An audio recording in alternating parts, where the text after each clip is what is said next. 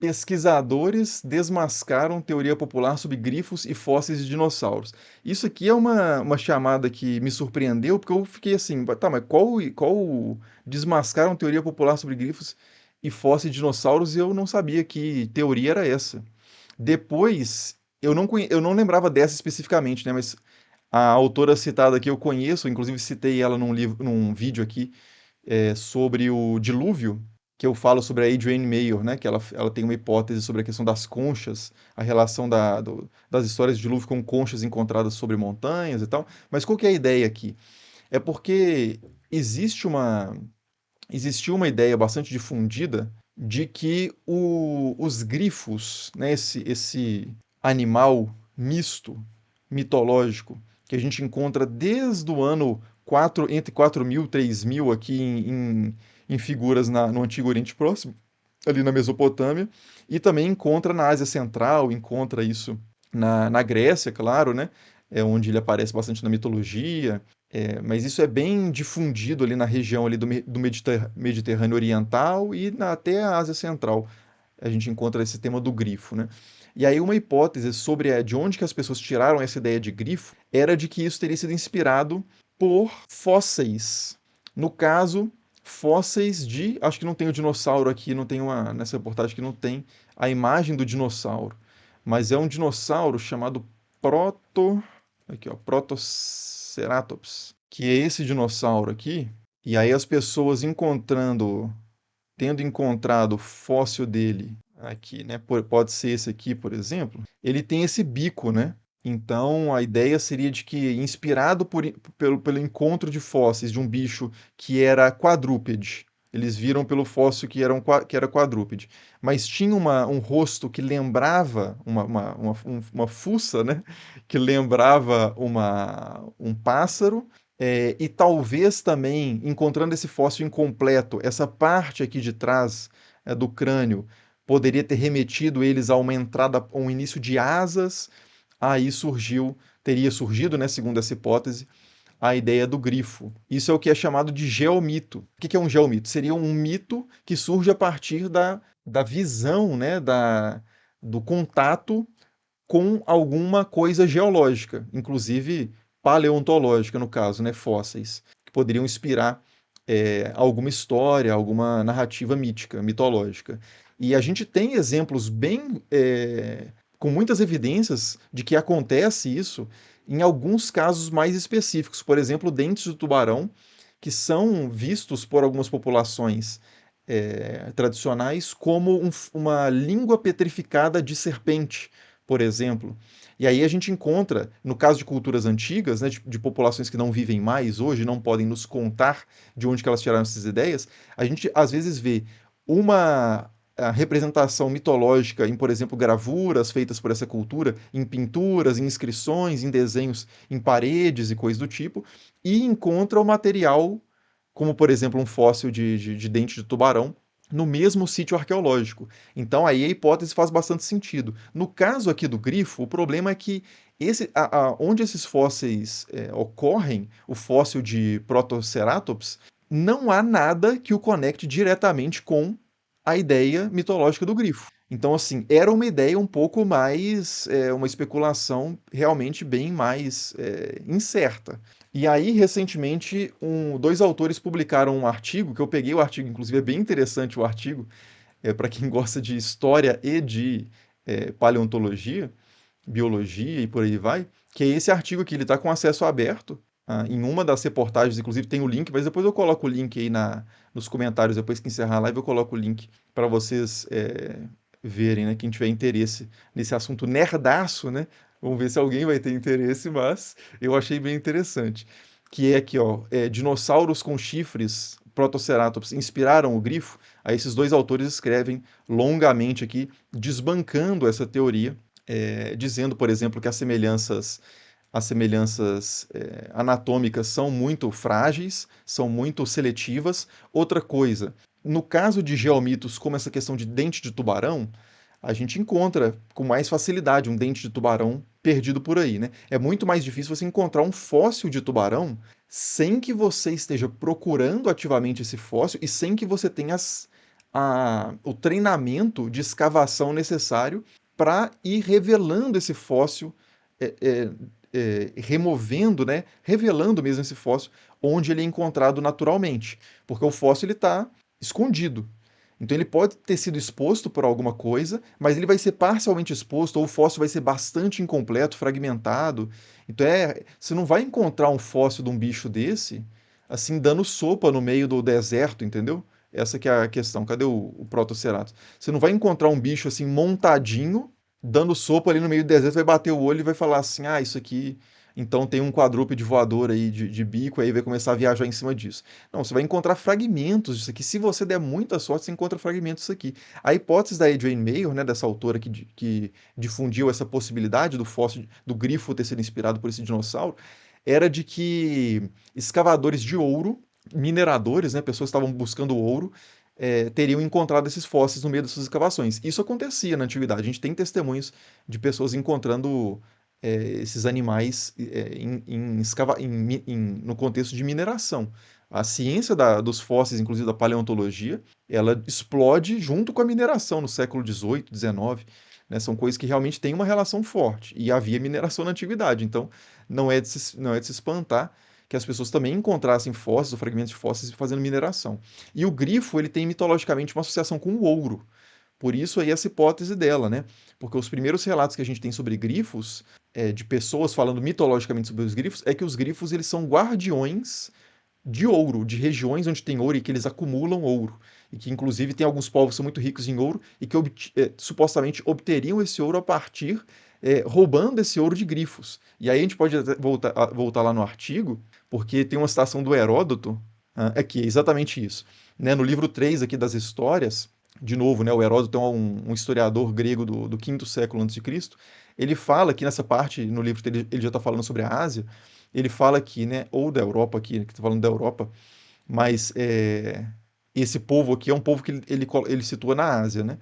Mas aqui ele diz aqui que no norte da Europa é onde se encontra a maior quantidade de ouro disparado. E nessa questão, eu não posso dizer com certeza como que esse ouro é obtido, mas dizem que um povo, né, homens de um olho só, chamados arimaspianos, roubam esse ouro de grifos. Então, isso aqui é típico do Heródoto, né? O Heródoto, nas histórias, ele conta várias histórias que ele ouve. Ele traz esse relato sempre de populações que ele entrevista, né? Que contam coisas antigas ou que contam coisas da sua própria cultura. Ou coisas de alguém falando sobre a cultura de outras pessoas. Então ele sempre fala isso, né? Ele conta alguma coisa e fala assim: olha, eu não posso garantir, mas dizem isso. E aí geralmente ele fala alguma coisa absurda, né? É muito bom. Recomendo fortemente a leitura das histórias de Heródoto.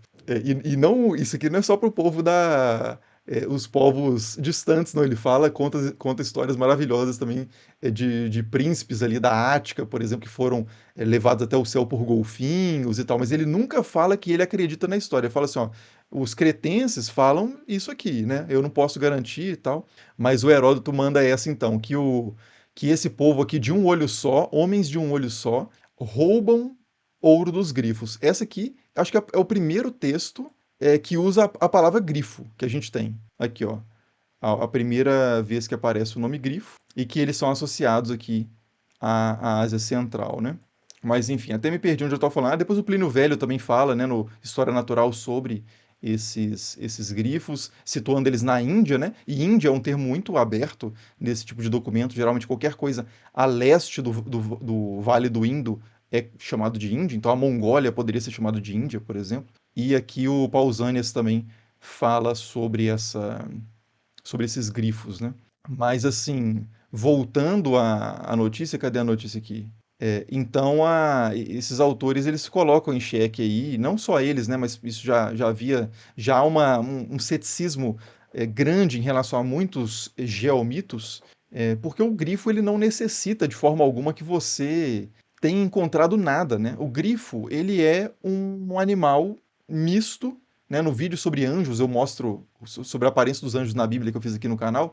Eu falo sobre vários desses seres mistos, né, chamados Mishvesen, na história das religiões, são esses seres híbridos que eram muito comuns nas culturas ali do Antigo Oriente Próximo, e não só da Ásia Central também, da Pérsia, da Índia.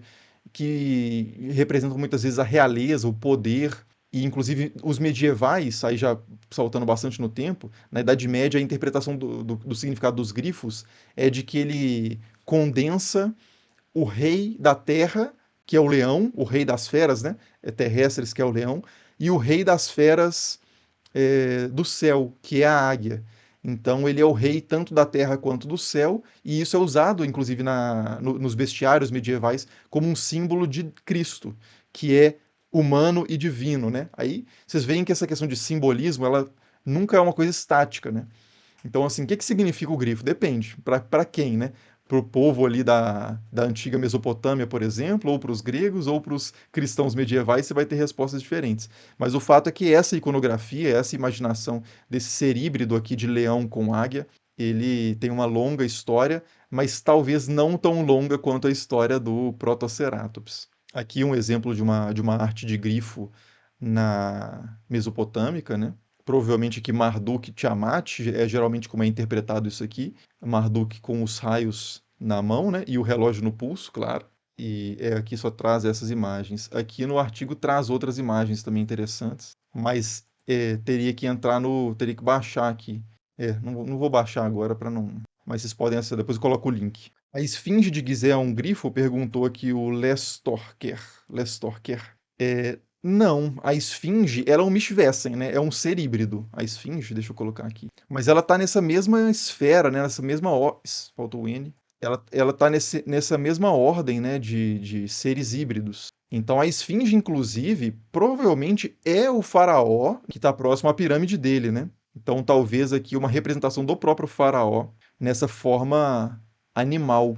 Isso aqui era muito comum. Aí isso aqui já são as esfinges gregas, né? A interpretação da esfinge grega, aí você vai encontrar a esfinge na história, né, do Édipo. Mas aqui, por exemplo, Sphinx. A gente encontra isso muito em tronos ali na região de Canaã, na região de aqui, né?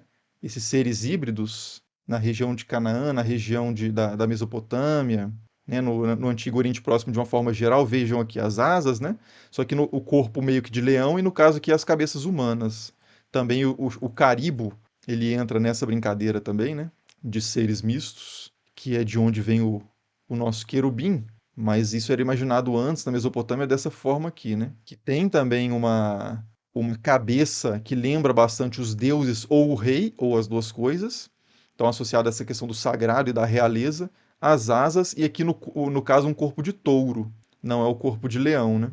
Mas há vários exemplos desses seres híbridos. E é muito comum que os grifos apareçam em dupla também. Então, essa ideia um grifo de um lado e um grifo do outro, aqui, né? Aqui, esse é um exemplo aqui de uma arte que representa um grifo de frente para o outro, mas não é essa que eu estava querendo. Ah, não era aqui. Ah, não vou achar. Mas é muito comum a representação de um grifo de frente para o outro, que me remete bastante a isso, né? A tronos. Geralmente era o contexto em que eles eram vistos, eram em dupla, porque são dois lados, né, do trono, são dois apoios de braço aqui, e também há o contexto em que esses animais aparecem em portões. Aí, de novo, vão ser dois, né? Como, por exemplo, deixa eu ver se eu acho aqui. É tipo isso aqui, né? O que eu tava pensando. Mas não é isso, eu tava querendo dois de frente. Mas pode ser também, né? Aqui, de qualquer forma, a gente tem essa reconstrução artística aqui. Aqui são dois leões. Aqui o portão de estar cheio de seres híbridos, aqui dos dois lados, né? Mas eu não estou encontrando o que eu queria, que era mais ou menos aquele caribo. Isso aqui, é isso. É isso aqui que eu estava querendo mostrar, né? Então, os dois aqui, de certa forma, como protetores, né? Como representando o poder, tanto o poder para destruir como o poder para favorecer do governante. Então, enfim, grifos. O João Paulo pergunta aqui qual a relação disso com a Arca da Aliança, né? A Arca da Aliança ela é descrita com dois querubim. A querubim é o querube no plural, que remete a essa imaginação de criaturas bem tradicional ali na região do Antigo Oriente Próximo, né? Então, apesar disso ser representado muitas vezes como aqui, Arca da Aliança. A Arca da Aliança ela é frequentemente representada como tipo dois anjos, né? Duas figuras humanoides com asas, tipo isso, né? Que não deixa de ser um ser híbrido também, mas não há nenhuma descrição de como seriam essas criaturas no texto. E pela evidência arqueológica da região, O que faz mais sentido é aquilo que eu estava mostrando, né? Essas duas figuras sobre a Arca da Aliança descritas seriam bichos mais ou menos assim, né, na verdade. Esses seres híbridos que aparecem. Também aparecem no Egito, em tronos no Egito, aparecem em tronos na Síria, aparecem em tronos no Líbano, né, em toda a região ali que circunda Israel, os caribo, né, são dessa forma, então acho improvável que os caribo de Israel, que faz parte dessa cultura, está dentro desse caldeirão cultural, fossem figuras humanoides e não isso aqui. É muito mais provável isso aqui, né, arqueologicamente falando. E o Henrique D pergunta aqui: os querubins não eram considerados anjos? Não, eles não são chamados em momento nenhum de anjos. O termo anjo especificamente, né, que é malar, que é mensageiro, ele não é aplicado nem a querubim, nem a serafim. Essas são figuras que não têm um papel de levar mensagem nenhuma, né? Mas posteriormente, tanto no judaísmo quanto no cristianismo, foi se desenvolvendo uma angeologia e uma taxonomia, né, uma classificação desses seres sobre-humanos mencionados na Bíblia, que enquadraram isso, de certa forma, como anjos, né? Passou a ser comum chamar essas figuras de anjo. Mas são seres diferentes, né? Dentro desse imaginário antigo. Depois assista aqui no canal, tem um vídeo, A Aparência dos Anjos segundo a Bíblia, que eu falo sobre esse imaginário a partir da cultura material, né? E dos textos também do Antigo Oriente Próximo. O arcanjo também, né? O Les Cotter falou que se anjo é mensageiro, arcanjo seria o Sedex. O arcanjo, na verdade, ele aparece como até um príncipe, né? Arcanjo é tipo o anjo. E ele só aparece no singular também, se eu não me engano. Eu acho que só Miguel é referido com esse título dentro dos textos que estão na Bíblia, né? Eu não tenho certeza agora, mas eu acredito que sim, que só Miguel é referido por esse nome. Gabriel não é, né? Gabriel aparece no Novo Testamento apenas. Rafael também eu acredito que não, que aparece no livro de Tobias. E Miguel, no livro de Daniel, acredito que seja referido como arcanjo. Mas essa categorização, né, arcanjo, anjo, essas hierarquias, elas são um produto de longos desenvolvimentos culturais dentro do judaísmo e do cristianismo. É importante reconhecer que as culturas elas não se mantêm como a mesma coisa durante a sua longa história, né? Elas vão se transformando como qualquer tipo de cultura humana que a gente encontre desde sempre até hoje. E o Monteiro AF pergunta que a esfinge tem algum significado ou mais de um? A esfinge tem. É difícil, né? Esses significados, de novo, como eu disse, esses significados vão variar ao longo do tempo, mas quando a gente vai para os registros mais antigos disso, a gente não tem textos que acompanham e descrevem essa figura. Então a gente tem que interpretar a partir de evidências indiretas. Mas a ideia mais aceita é de que, pelo menos, a esfinge representa a questão das forças mais selvagens, assim, né? No sentido até de ameaça. Ela representa características de seres que são ameaçadores, como, por exemplo, o leão, as aves de rapina, a serpente, às vezes, é colocada na cauda.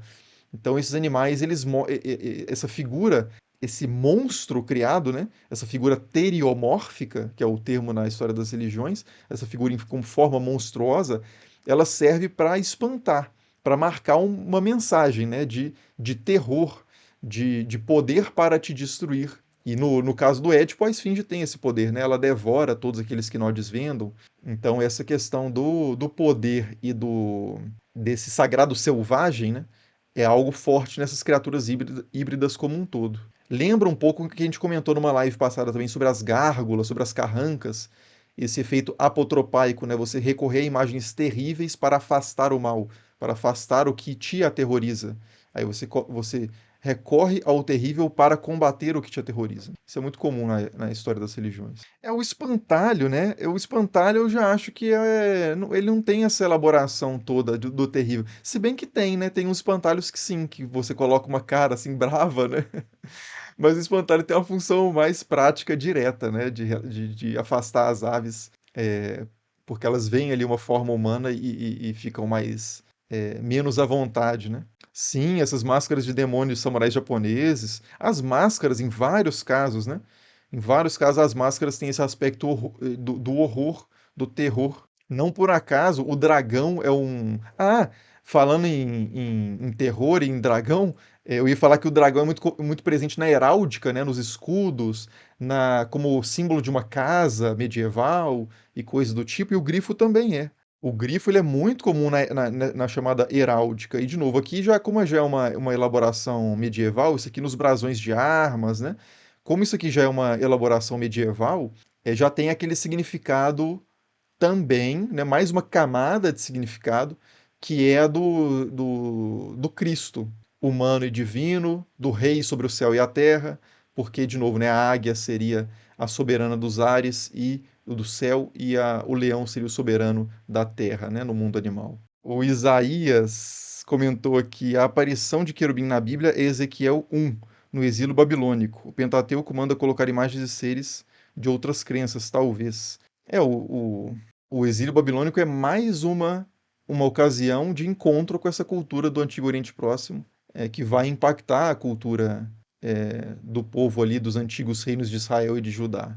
E, consequentemente, impacta o imaginário que a gente tem bíblico, né? De novo, o vídeo que eu fiz aqui sobre os anjos, né?